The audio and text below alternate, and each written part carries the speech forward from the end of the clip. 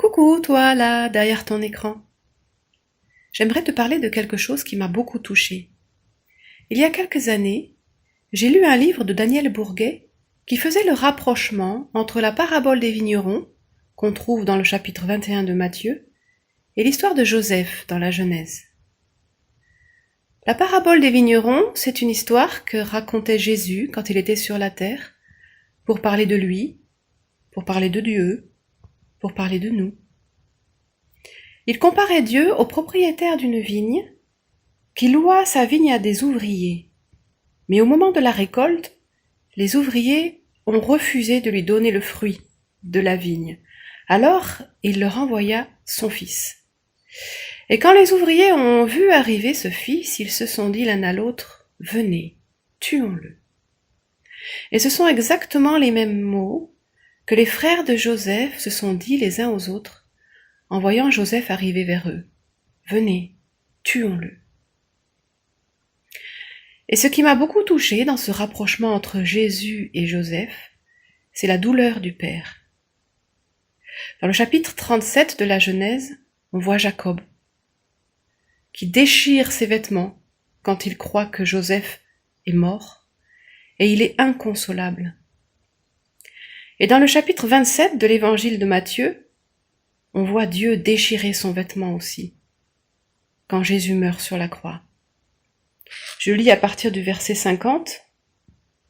« Jésus poussa de nouveau un grand cri et rendit l'esprit. Et voici que le voile du temple se déchira en deux, depuis le haut jusqu'en bas. La terre trembla, les rochers se fendirent. » Tout ça, c'est Dieu qui mène deuil sur son fils. C'est Dieu qui pleure son fils. Et quand j'ai réalisé cela, je me suis dit deux choses. La première, c'est que le péché, c'est grave. Quoi que j'en pense, quel que soit le regard que je porte sur mon péché, parce que des fois je relativise, non, c'est grave. Il y a mort d'homme. Enfin, il y a même mort de Dieu. Et la deuxième chose, c'est que il faut arrêter d'avoir peur de dire que Jésus est le seul chemin qui mène à Dieu.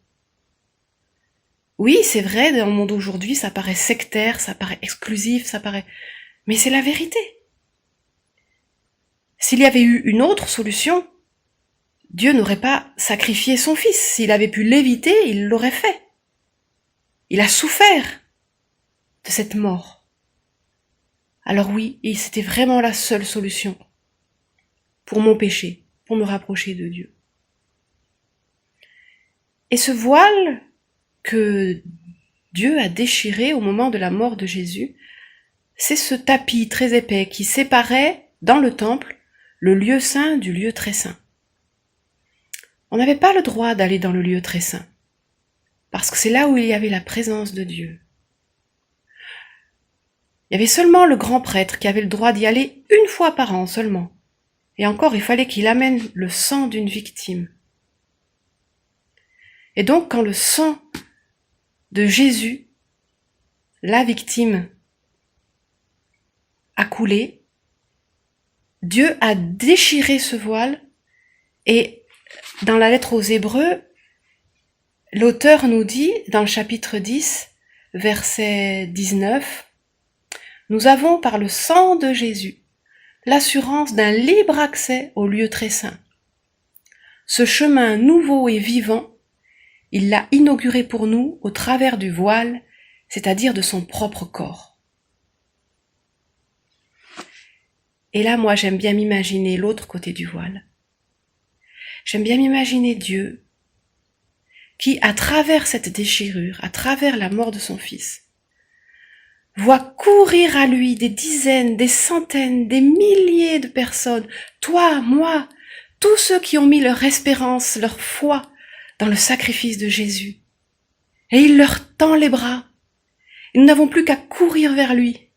Ton cœur est grand ouvert et je viens plonger dans tes bras. Oui, c'est là que je te donne rendez-vous, dans les bras du Père. À très bientôt.